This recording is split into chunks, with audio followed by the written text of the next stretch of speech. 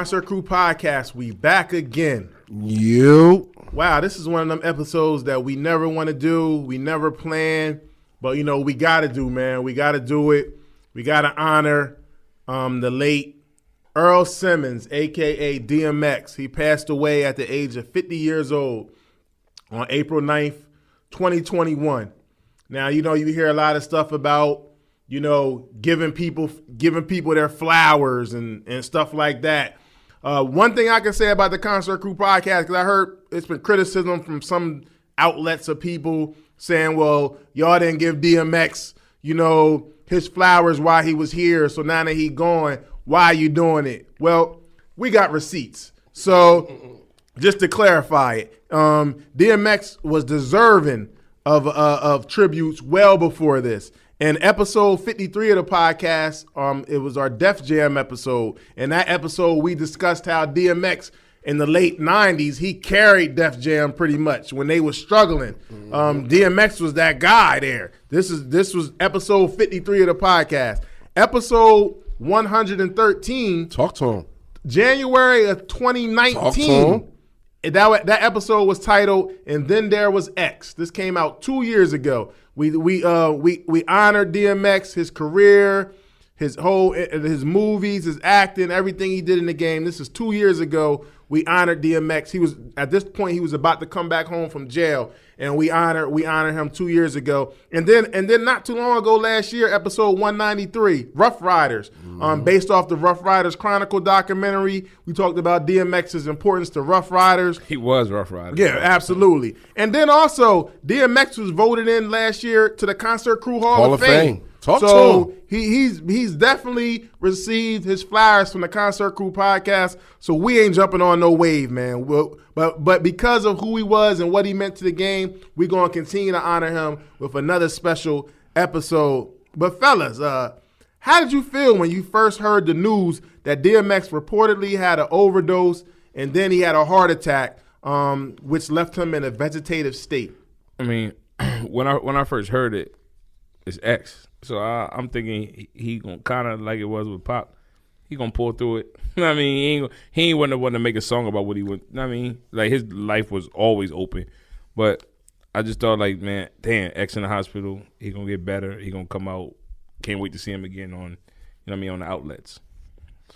Yeah, I didn't think it was that bad at first. I didn't want to believe that it was that bad, and like Ted said, it was just one of them things that were like, all right, he gonna be all right, you know what I'm saying? And then the next thing is you got the vegetative state. His brain not acting. Oh, all right, okay, now he's all right. He's woke. He's breathing on his own. So once I hear that, I'm like, all right, well, he gonna be all right, you know what I'm saying? Because ain't nobody going to vegetative states and now they up breathing on their own. Boom, boom, boom. It was hard to get this information, man. You know what I'm saying? DMX, man, played a part in our lives, man. You got to think about it, man. When hip-hop was on a hell of a turnaround and going in an upward fashion, man, from concerts and then the build up with Def Jam, with him, Jay-Z, Method Man and all them, man. Like, DMX, man, came with Ruff Ryders, man. He came with two classics back to back. So to think that we lose somebody that's so in touch with God and always praying for everybody, it was crazy, man. Yeah, it was tough. When I first heard the news about him and the heart attack and the overdose, like you said, I was very concerned, man, because I've shared, even all the way back to the DMX episode 2 years ago, like, he's the kind of guy that I'm always just pulling for, man. Like, I want him to do well. Mm-hmm. Like, I want to see him get back on top. Or not even to necessarily be back on top. Just live a healthy life, man. Just have a good life. Be happy and be doing well and be healthy.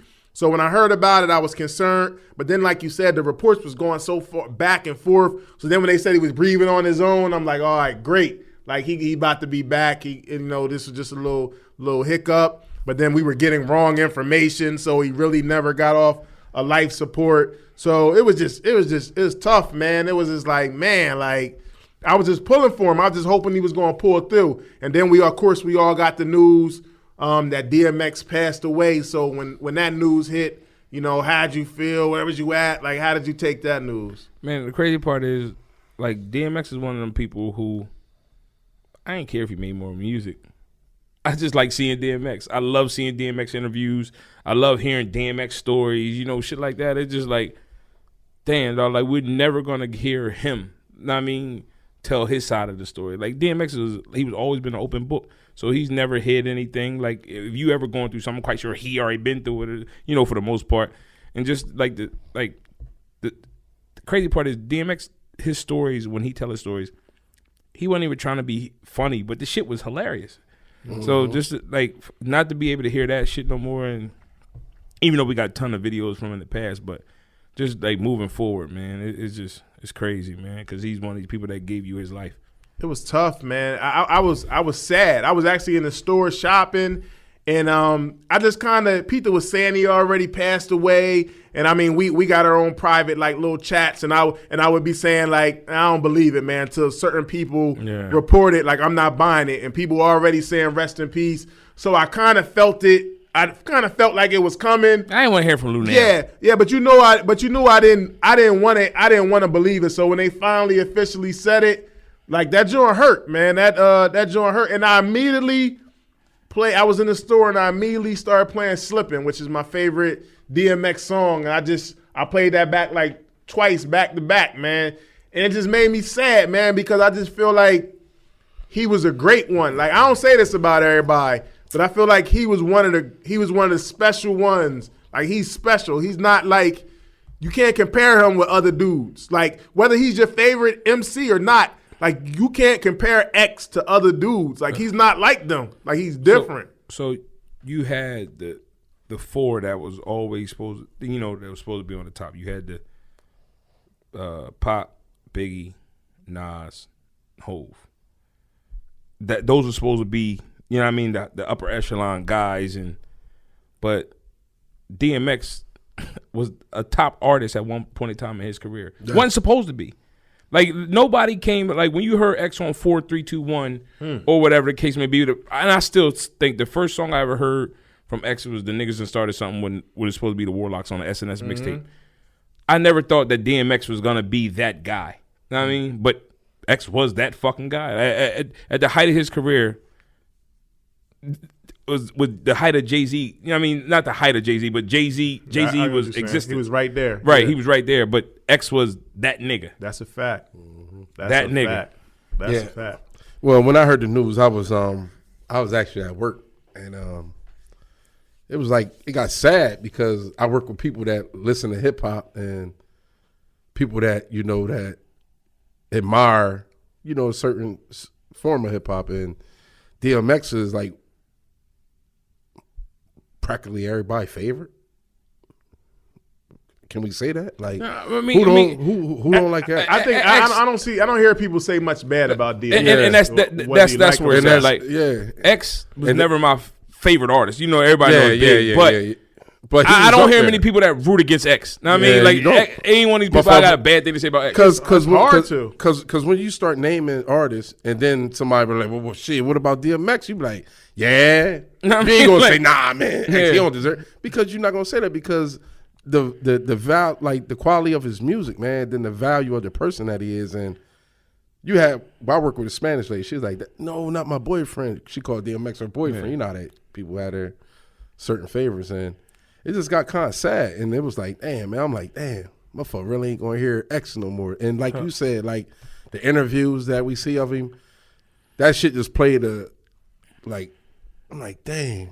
And then I start going back. I'm like, yo, man, we been gave X's flowers years ago, and it was only right at the time to do it. Right. And now it's just like, yo, man, like we lost somebody that's big. Like, he's a hip hop giant, man. We lost a hip hop giant. Yeah, I agree. For real. You know, you got those special people that come in that can rap, and I think or act. Yeah. X was one of these people, dog, could have did either or, and been successful. And I think anything that he put his mind to, he could have been successful at, because he was that passion that he put in it. But like musically wise, Man, he spoiled me in 1 year, spoiled us in 1 year. In 1998, if he never released any more music after 1998 with these two albums, we'd have been good. We'd have been good. We'd have been good. But look though, the albums that followed it wasn't that bad. Nah, I mean, he gave us songs, but I'm cool with these. Well, you got and then there was X. And then there was X has his biggest songs on there. That may not have been people's album picks, but those are the biggest songs in his career. I'm talking about commercial wise. Those are the biggest songs. Man, DMX was special. So when did you first, I think you mentioned it already, but when did you first hear DMX? I swear it was, I mean, everybody probably was introduced to him for the most part on 4321. But I heard a SNS mixtape with, it had Daytona 500 on there and Niggas Done Started Something. It was, you know, I'm thinking everybody's a Warlocks. It's the Locks, Mace, and X. But I didn't know who X was. You knew the voice because he killed the shit. But, I mean, it was just, I think, you know, so knowing who he was probably 4321. Yeah, it was one of those three, whatever ones. If 4321 was the first, it was between that, Money, Power, and Respect, and 4321. And 4321. So one of those three songs is when I first heard them, and it was something about him. Clearly, it was something about him. Even though he was on the track with dope people, like he stood out. Like he definitely stood out. For X, like you don't say X is a punchline rapper. No, but when X is on the song, you're not bodying him for one. For two, his presence on that song is gonna be known. I don't give a fuck who's on the song. Absolutely. Like, you know what I mean? He did Money Cash Hoes with Jay-Z, but the most memorable part is probably DMX and my dog's bite. You know what I mean? My nigga. Like that shit like that. He killed that. Like it's just his presence was it was undeniable, man. It was undeniable. Yeah, he was special, man. DMX was a special one. But Earl Simmons, man, he was born on December 18th, 1970. He passed away on April 9th, 2021. He went by the stage name DMX, which also stood for Dark Man X. Extraordinary. Yeah, he grew up in several locations. He actually lived in Baltimore, Maryland. That's where he's born. Yeah, he lived in Mount Vernon, New York, and then he moved to Yonkers. As for most of his kind of older teenage, adult, early childhood, he was in Yonkers, but he actually was born in Baltimore, Maryland, though. So, man, I don't know how many people know about. If you haven't read his book, he had a book called Earl Simmons, which was very, very good. But like when you talk about people coming from, you know, some rappers act like and say they come from like the gutter. Yeah. Like this dude come from the pits, like the gutter most. Like, is that how you understand why he didn't value shit like most people? Like dog, like I heard Roxanne Shante during the whole tribute thing. She was like, for people that know, she had a different connection with Eric. I think she was like in foster care too coming up. So she said like the way he would hug you. You be like, damn, why this nigga holding on to me so long? But she's like, she knew their connection because he thought everything was temporary. So him even being on top of the music game, he didn't take that shit for granted because he knew at any given time the shit gonna be over. Right. And he knew that and he understood that because of the way he came up. Kept him humble, like, man. His mom put him out at 7. Yeah. And I don't know if you remember the Ruff Ryder Chronicle documentary. Remember how he was describing how when his mom left him at the home, and how emotional he still was as an adult, like how much that traumatized. I mean, this brother, like, it's different between getting beatings, but they said like he had bruises and you know he was messed up as a kid. Then like his mom's like guys she was messing with used to beat him down. He used to like sleep on roofs with dogs. Like he used to sleep on. In apartments and houses with like roaches and rats, like he was like really, really the slums. Like he had like his friends was dogs, man. Like he had to find food. They was bad, man. I'd never give nothing I won't give nothing my last but my dog. That's crazy, right? Like it's the only thing that's gonna share something. You always gonna know what he say. You always gonna know how a dog is feeling. And as far as like rap success, when you talk about like stuff not being overnight, he's like the epitome. He was rap. People don't understand. DMX was rapping. I'm talking about like rapping like in the late 80s. He was trying to get on since the late 80s. He got locked up so much between like childhood all the way straight to adult. he was just getting locked up off and on, just getting locked up. So he was in and out of jail, but I mean, he was trying to rap. He was like really trying to rap in the late 80s. And like, he didn't get on really until, I guess you're going to call that 97 kind of, because he came out in 98. So he didn't get signed until 97. That whole time, people that he was battling in the streets and stuff was getting on and getting popular, and he still wasn't getting on. But if you think about it, like, what X brought, how would that have been received in 89? Word. You know what I mean? Like, who he was as a character, though, it wouldn't have been received well. So, I mean, every timing was everything. He came perfect timing, you know. Shout out to Irv Gotti. You know what I mean? Like this. Yeah, I think we talked about that in the Ruff Ryders episode. We were like, he came out in the perfect time, because if he'd have came out, say, like 3 years earlier, he might have hit the shelf. They might not know what to do with him. But he came out when they needed that change. It was real shiny. So we needed that change in the energy. Rough and rugged side. Yeah, and it took off, man. Shout out to Irv Gotti for putting him on too, man. He was big behind getting him signed to Def Jam, but just think about the lives he changed then when he came out. Like when, like Dame Grease. You know what I mean? Those became Swiss Beats. Yeah, Swiss Beats, right. Swiss Beats. Prime example. No, he was a 16-year-old kid. Yeah. And not to shit on Rough Rider for what they were. Thought they was nothing before, nothing since. Yeah, DMX made Rough Riders. It ain't no way. Yeah, it ain't no way around it. He got them. They were an entertainment company. He made them a label, got them a deal, made them a brand. DMX did all of that, man. The impact of DMX on the game when he came out, like what was the impact? Like let's take it back to 97, 98, DMX Cannabis mixtapes, like hearing X and Cameron.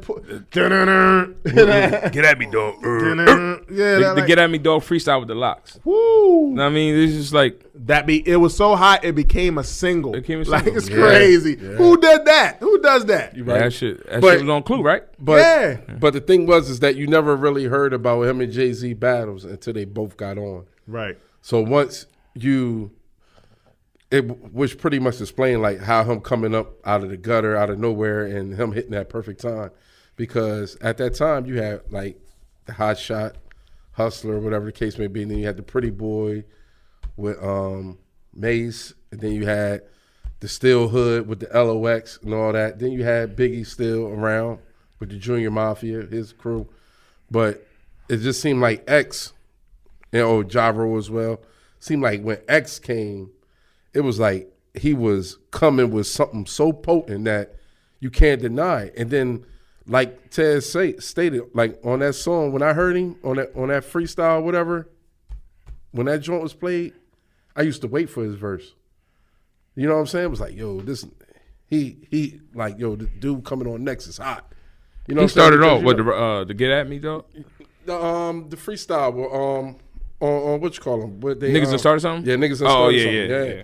And you was waiting. He went last with all them on there. It's funny that you say the Locks, because I heard Styles P and them say, like, even though they got put on first, they was like they always knew X was a star. That's deep. Like they is great in their own right, and they saying we got signed first, but X been a star. Like they been knew X was a star. Yonkers before, like he was a star already. Y'all heard about him late, but even though y'all knew us first, X was always the star, man. That's deep. And Mary J said that she knew it once she seen him and heard him. She was like, yo, she couldn't believe it was him because she remembered seeing him, but she didn't know he was talented like that. DMX, man, when he came out, like, why was his impact so different? What was it about DMX that connected him, like, with there's so many people connected with him worldwide compared to other artists at the time? He was just something different, man. It was like what he said in the beginning of the song was that Stop Being Greedy? Let's take it back. No, Get At Me, dog. Let's take it back to the streets, motherfucker. And then, you know what I mean, everybody else was the hustler. Everybody else was, you know what I mean, they was selling drugs. They was flashy.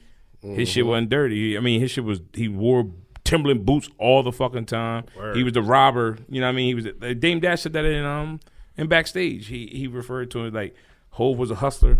he was the robber. It was a perfect match. Yeah. They went out on tour and killed it.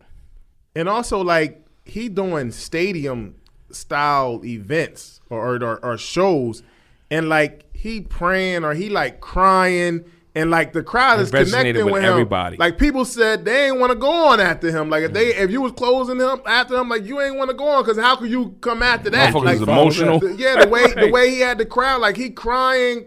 He got dudes is feeling him like emotionally. The girls is crying. Like, he got the crowd. He breaking down and crying on the stage. He giving it his all. Yeah. This motherfucker, like, he's praying, and then you tell me that it's love here, but to me it's blatant. Then he just go into a fucking song and the energy back up, and he like, damn, man, after X go over, everybody tired. Let's go home. Word. Yeah, I'm gonna miss that, man. He was special, man. He was just special. I always say, like, I say people got power with their words, and I said Pac was an artist that had power with his words. He may not be the best rapper, but as far as like the when he says something, it goes far. I feel like DMX was after him, he was that next artist that had powerful words. That words just spoke volumes, man. Like, his words was just powerful. Whether he was rapping, just talking, whatever. Like, his words went far. Like, he had power. He was power, man. Power in the words, man. For real. X presence brought the best out of people.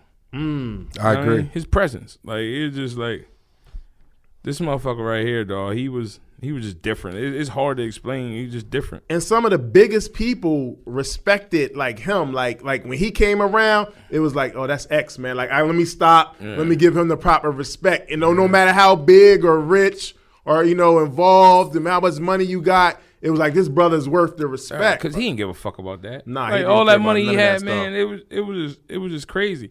Like, Swiss telling stories about X, like how, you know what I mean, he'd go see him when he was, you know, going through his shit up in upstate New York. So he'd go see him. They go to a restaurant, they go to a diner, and he ain't up like that. He ain't got the money that he had when he was on top. He paying for the whole fucking restaurant. Just because that's who he was. Yeah, facts. How you think about the media coverage since DMX passed away, or the part when he was in the hospital? I'm not fucking with the negative shit that's been said, like, by these newspapers. I'm definitely not feeling that. And then I'm not feeling the people on social media neither. It's like everybody wanted to be the first one to post that he passed.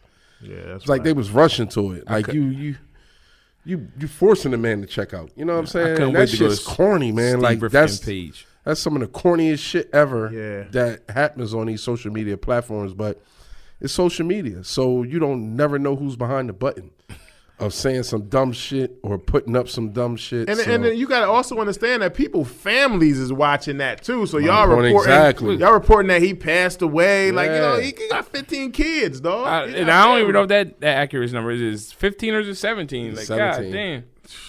Like, but I mean, who wants to see that? And then I'm like, yo, I don't see nothing that he passed away. Why is everybody saying rest in peace before he passed away? And then, you know, like you said, his manager Steve Ripken had to come and he had to clear that up. But the news, man, some of the news, like the post about the article about the houses that he lost during his career. What does that have to do with him being sick in the hospital? He's in a bigger house now, man. He's in the most expensive house ever now.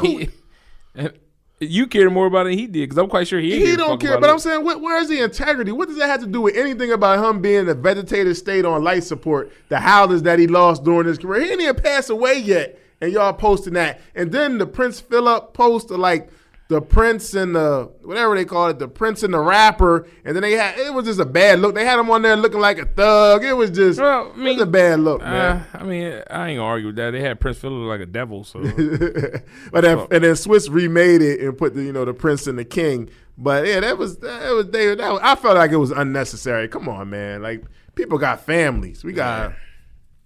What about favorite memories of DMX? Favorite concerts, two. One that I was at when I seen him in Philly, and it was the whole DMX, Jay-Z, that whole joint, and Hove did Money Cash Hoes, and I thought that was like kind of like, damn, DMX didn't show up. Hove did Money Cash Hoes, brought X out for it. X murdered that shit after that, dog. Like, he was probably on there another hour, and nobody expected it. God damn, it's late, but he's kicking it. that shit. And then I love seeing Woodstock, yo, with DMX there. Like you just see people for miles. You never see it stop. Yeah. You just see people, and he's killing that shit. It's crazy. And he got these motherfuckers in a trance doing what the fuck he said. It's crazy, man. That Woodstock was crazy. I agree. And mine was Jersey for the when it was Jay-Z. What's that? The Rock the Mic joint. And then my second would probably be the reemergence of him at the Bad Boy joint. When he came out for the Bad Boy joint, man, it was like it took the concert up to another level. I seen the joint the other day with him and Nipsey. Like he was there talking to Nipsey. I guess they just met. Yeah, when Nipsey first met. He started praying. Yeah, that was like anytime he the like whole he don't team, care who not around. just Nipsey, the whole everybody that was there. Yeah, everybody that was with Nipsey, everybody with X, they all praying. Yeah, that was crazy. Like you said, the Woodstock one, that Woodstock video is amazing because I just don't know how many people was there. Like, it is so many people, and wherever they at, like for them people to be going off the way they going off with him, a rapper from the Yonkers, that was powerful, man. European people too. Yeah, word. A lot of European. I want to get an official count of how many people actually was there because that was crazy, man. The backstage, man, that whole documentary, I felt like that was dope. Just getting to, all of them, but particularly him getting to see like the backstage behind the scenes of him and his personality, how he dealt with his team. I felt that was dope. I actually remember going to the theater twice to see Backstage, man, to see that movie. And then him shining on like Money, Power, Respect, 4, 3, 2, 1, 24 hours. Like those are my first impressions of him. The Get At Me Dog video, the black and white, the tunnel, the grimy just flashing. Like it was crazy, man. And also he missed 3 MTV Awards is like the biggest thing ever back then. 3 years in a row he ain't come. Like he's supposed to perform, he just didn't show up. And then he finally showed up on the fourth year. Like they kept on, he was so hot, they kept on asking him to come back. But he dissed the MTV Movie Awards 3 years in a row. And you think about it. For 3 years he dissed them. He showed up the 4th year. Man, X was the height of his career was what, 2 years? Yeah. 2-3 3 years was the height of, he was, he was big. It didn't get, then like you said with the Nipsey thing, him just praying for people. I hear all these rappers with stories like, yo, I met DMX, even Ashanti, they all has the same similar story. Like they met DMX, he showed them love, and he's like, yo, let me pray for you. Yeah, like genuine, man. That's his story for so many people. So like that wasn't no act, that was him. That was how he got down. He prayed for everybody, but how many people actually prayed for him? That's what a lot of people said. Said. Like yo, you pray. Said that? Yeah, he said you pray. He prayed for us. Like we pray for us continually. And even though he was going through some of the worst hurt personally, but he was too busy worried about us. Man, he gave his all. He bared his soul to us. That's deep right there. And I'm quite sure he dealing with some shit too. Yeah, like Swiss dealing with some hurt, man. Gotta do right by that man, yo. Just imagine, you know what I'm saying? He gonna make sure he good. He gonna make sure he good. I believe that because due to the person that I take Swiss as, you know what I'm saying? Like you can see the genuineness in him, especially dealing with the crazy part is, like now you dealing with the kids, but it ain't even like ain't much you could do for him anymore. You can try to take care of his kids, but it comes with so much shit. The personalities of the kid's mother or whatever. Yeah, so that shit ain't genuine. They just looking to take. It ain't given like it's crazy. I think it's just too late to justify him. I guess you rectify your shit you had with him, but I guess you could look out for his kids. But I don't know how like that shit gonna be difficult. Whatever one is the babies should be the main focus. Anybody that's grown or on their way to be grown, yes, I understand, but. That's the babies that he got. You know what I'm saying? That's tough. The great thing about him as an artist is he should get residuals because of the success that his song. Even now and already his songs is topping iTunes. So hopefully his family and especially the kids get some of that. Like the whole Rough Rider shit that was cool, but like just like in the documentary we just watched, just still thought he should have had ownership in that. And he has a good argument there. Without and they all knew that, and yeah, that's what, and I think that's what Swiss was saying in his video as far as like a lot of things was thrown at him, but his loyalty was to Rough Riders because they changed his life. You know what I'm saying? Yeah, he said they was offering Like, him the he had bag to leave bags. Rough Riders, It all was of them, but all he tight. was staying loyal to That's crazy, right? Rough Riders. Because, I mean, and it's not to take a shot at Hov, but, you know what I mean? He made the right decision. Because, you know, that catapulted him to a different stratosphere. But X stayed loyal, and that's what happens when you stay loyal, I guess, huh? Yeah, but But X was a different type individual, yeah, though, he man. different. He different. Like, You know what I'm saying? But I feel what you're saying. I feel what you're saying. He only gonna rock with who he come.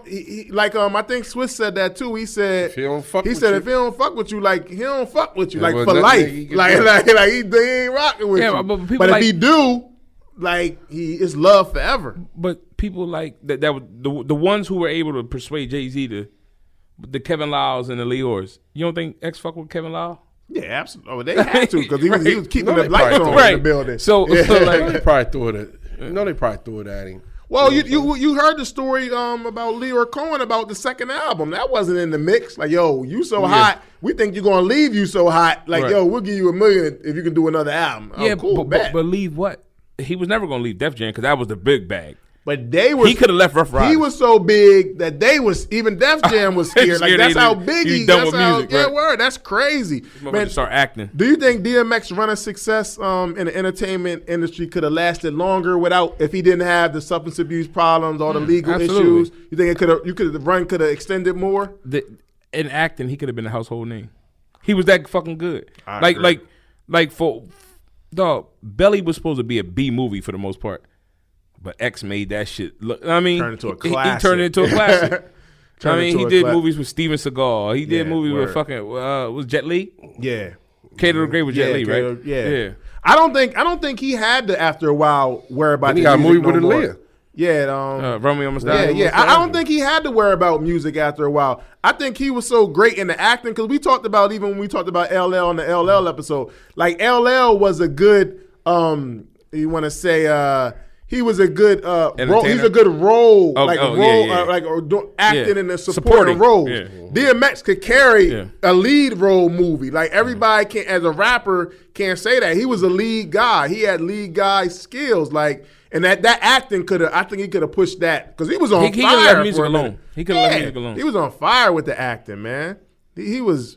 I think he could have definitely acting. He still could have been on top. I think the trouble is what cooled him down. People stopped messing with him and stuff because they couldn't depend on him if he was going to be there or not. But yeah, man. So y'all both say y'all seen DMX. I never seen DMX in concert, man. Yeah, never. Had Seen him twice. opportunities to do it, but I was supposed to see him in Philly. I think at the Powerhouse or something. Ended up not going.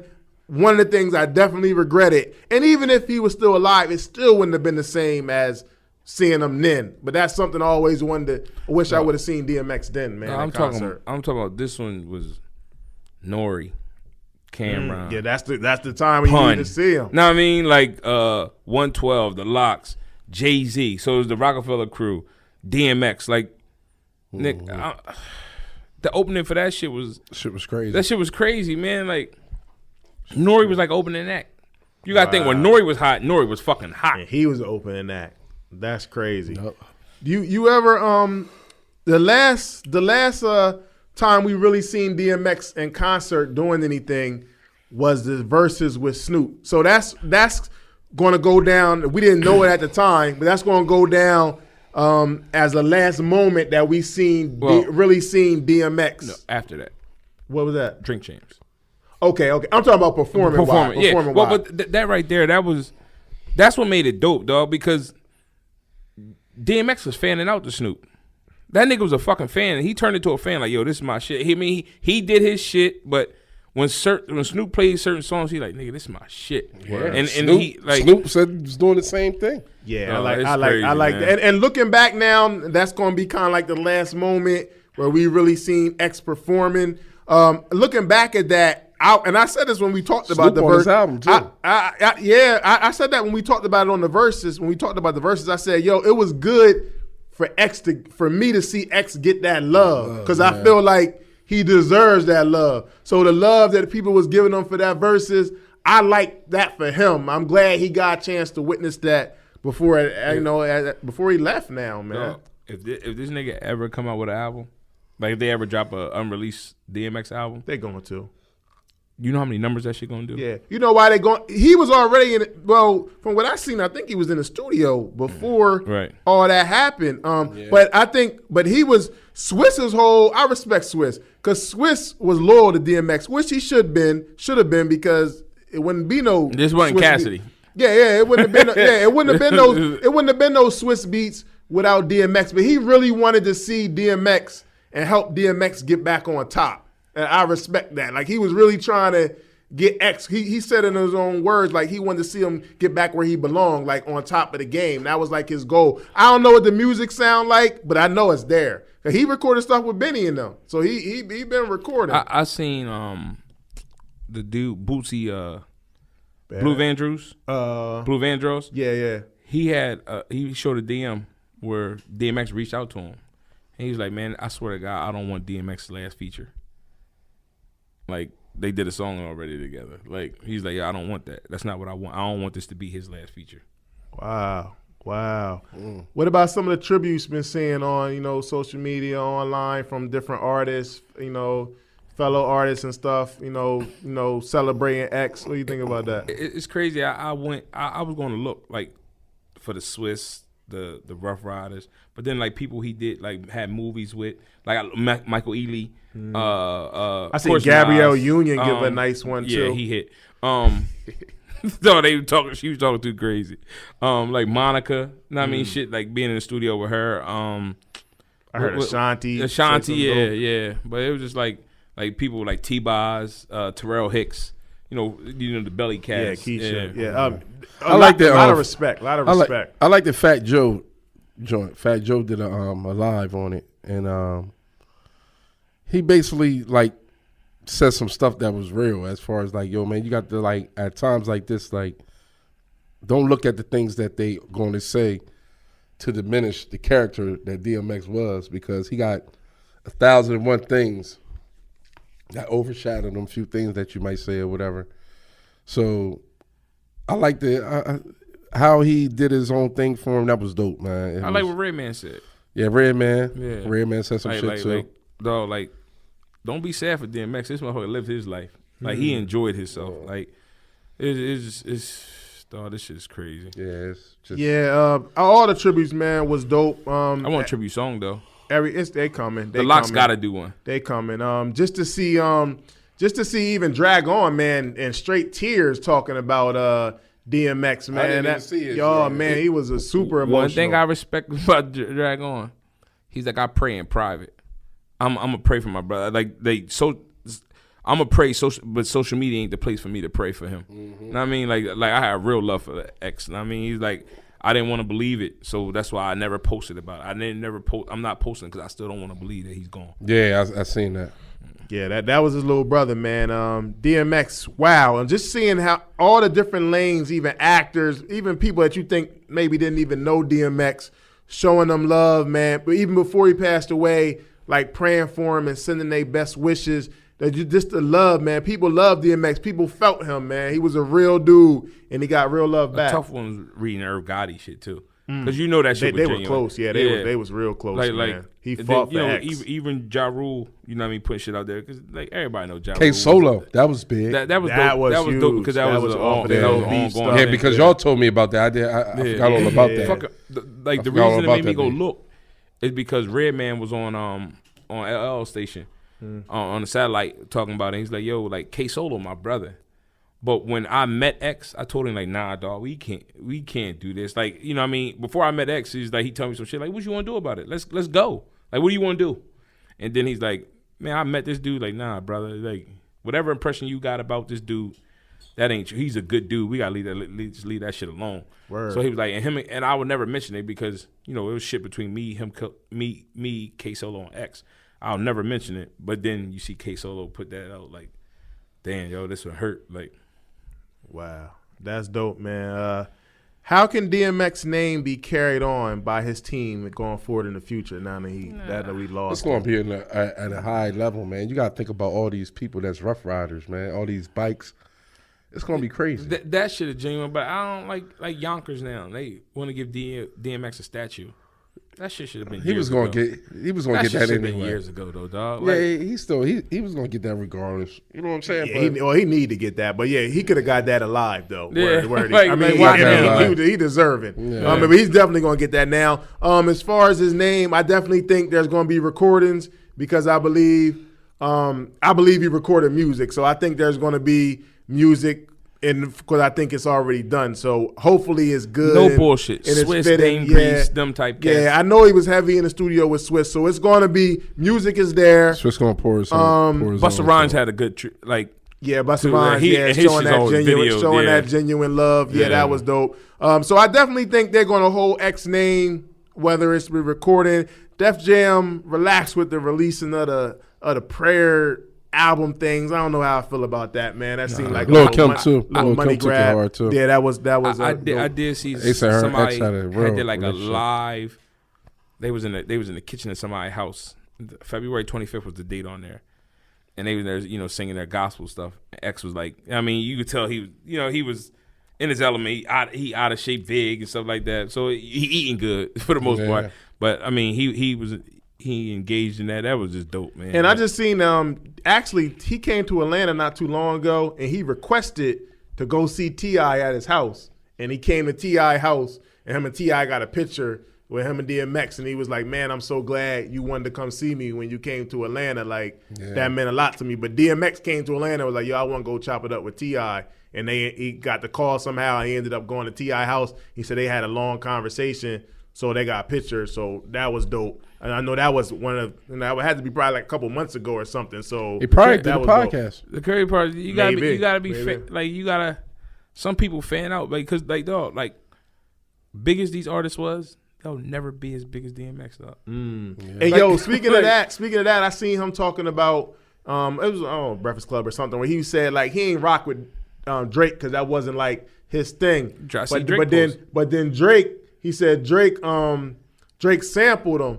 And he called him out of respect, like, yo, I respect you. You raised me. Can I sample you? And DMX was like, damn, I ain't even like this dude like that for no reason. But it was so honorable what he did. Like, I have to respect him. Like, it kind of like I felt bad. Like, kind of like I was like, felt bad with myself. Like, damn, why I hate this dude? He loved me. So it's like and he's like, man, I got ultimate respect for that man now. Maybe that's one that could be a little different, but like big as, but. Dog, this motherfucker was on top of the world, yo. Yeah, and so where DMX? You got DMX ranked, in the MC list. If you want to give like a certain, maybe not an actual number, but around where he's definitely in my top 10. He's definitely probably in my top 10. I think he's in my top 10. I think he's in my top 10. He's somewhere if he's not in my top 10, I think he's in my top 10. But if not in my top 10, lower than 15. Definitely in my top 20. Definitely top 15. Yeah. Sure. I don't rate him like that. Like he was different. Like, man, it wasn't like I'll never put him above the top 5 dudes. But as a artist and the presence and shit, like he was just different, man. Like I don't know how to rate X, man, because like to me, my favorite artist, whoever it is, never had a year like this. Nobody, Big, Hove, Nas, none of them had a 1998. None of them. I don't give a fuck how big they were musically. None of them had a 1998. I agree. That's a fact. Know what I mean? Like this nigga was on top of everything. That's a fact. You ain't supposed to be X when Hove around. Word, and he still shines. his music was like so crossover material for everybody to get it, man. It was just crazy. This shit was dark. And anthems, man. He just got them anthems, man. Like you saying crossover, this nigga said it was always something there, but I just couldn't touch it. I knew it was something that hurt me, so a nigga didn't. Man, this nigga was like, I don't know how crossover that is, but this nigga was just different, dog. So I like, how does he cross over? I understand like what these bitches want or them older like them other songs, but maybe Rough Riders anthem, but other than that, he was so dark. This shit was straight. I think you could say he bought the streets to the radio. I think he bought it. I think he made the radio accept the streets. For all the people we're fans of, the Locks, the State Properties, the street groups, the Dipsets, they were never this. I mean, like they were never not even close. Actually. Yeah. So for him worldwide touching people. So for him to bring the streets to that to that capacity, I don't know how he did it. Yeah. Like what did Hov have to do to sell the way he sell? Yeah, the really Hard Knock Life. And like the Annie song. Right. like you couldn't make that street. Big was street. Pac was big, but he had his couple crossover joints or whatever, or Dear Mama, whatever. But this nigga he prayed and he had little devil songs and shit like that, and was on top of the world. Well, man, yeah, Puff just put something up about him. Okay, rest in peace. Nah, I was waiting. DMX did a lot for Bad Boy, absolutely, on a secondary way, but he contributed to Bad Boy's success as well. That's why they brought him in on that tour. But Earl Simmons, man, aka DMX, Dark Man X, rest in peace. How will y'all remember DMX in closing, man? I'll just always listen to his music. His movies is there. I just watched Backstage and Belly the other day. I'll get to others. Like as long as all I need is 1998.